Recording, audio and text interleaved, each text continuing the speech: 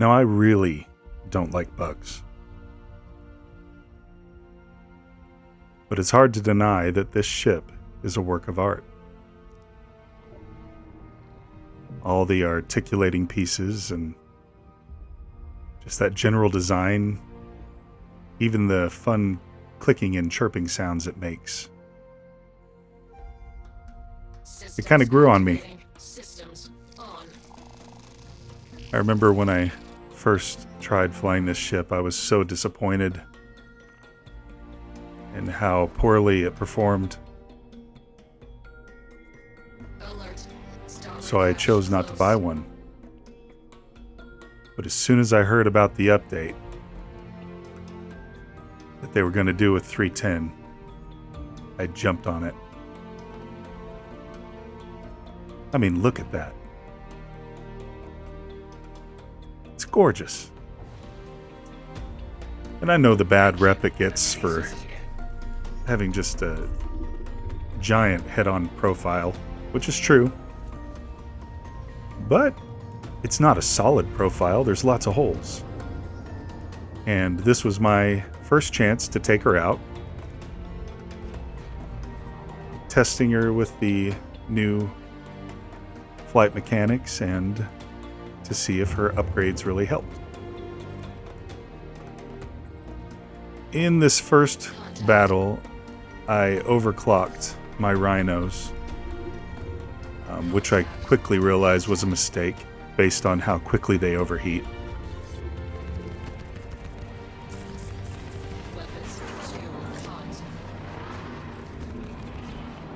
And although I enjoy combat quite a bit, I'm not the most tactical fighter.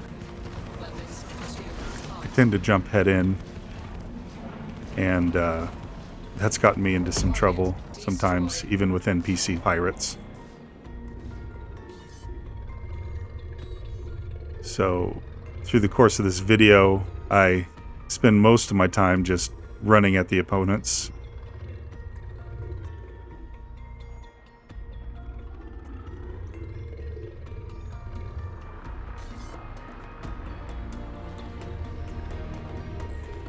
You can see there we've got some pretty hefty desync, and that was a big question of mine, where auto gimbal has over time helped to compensate for the server desync quite a bit. Obviously, when the ship just flat out disappears on you and appears behind you or above you or completely out of range or vision, auto gimbal doesn't make a difference there.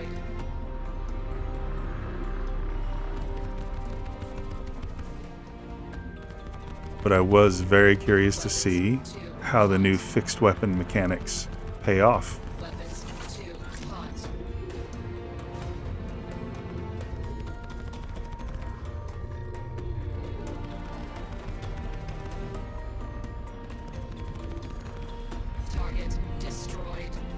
Now I'm basically just running around Hurston, taking on various NPC bounties. There's kind of a loop you can do there and actually make pretty decent money with virtually no risk but your time. And it's kind of relaxing for me just to pick up the bounties, cruise over to a location, blow up some pirates.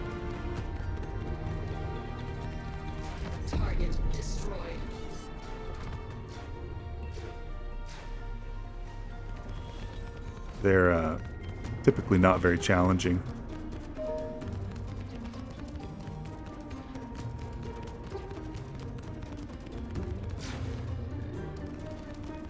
Target destroyed. And I had to flex on this guy.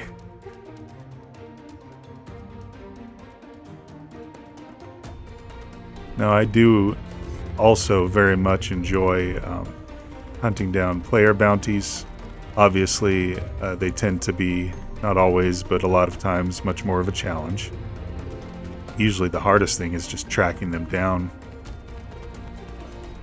So far, this being my first run with fixed weapons in 310, I do have to say they feel really well balanced. They seem to give just the right amount of nudge to make up for the server desync and advantage that auto gimbal has, with still providing that extra oomph you get for working to be a little more accurate and not so lazy in your targeting. I have noticed that when you get to location on these bounties, you don't have to search near as much for your targets. Usually you had to fly for 10 seconds or so once you get to the quest marker. Now for this guy, I tried doing the subsystem targeting. I'm still not quite sure how that works in 3.10. It seemed to sort of work before, but I don't know if we're quite there yet without physicalized components in the game. Oh, this is an actual interdiction here. Got jumped by this guy all by his lonesome.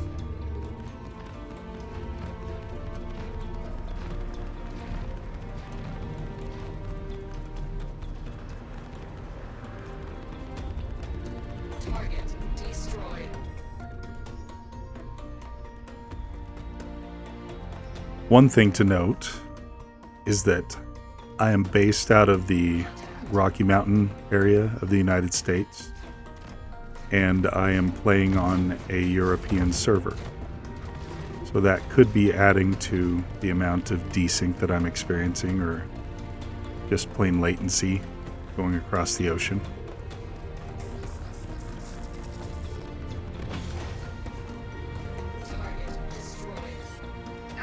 I did upgrade the shields to FR66s, but other than that, and the rhinos, I left it stock. And it did a great job. I probably took down, I don't know, 20 or so bounties in a row.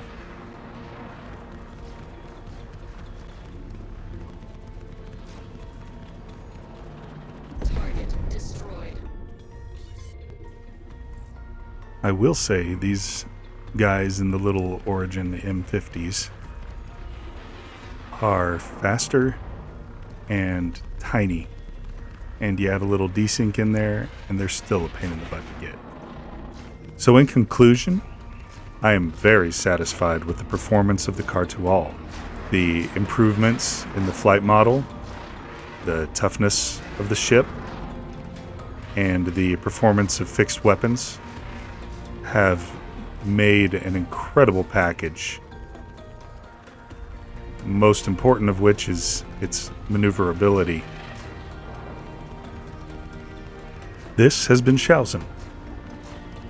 Thank you for taking the time to watch my video, and I hope to see you in the verse.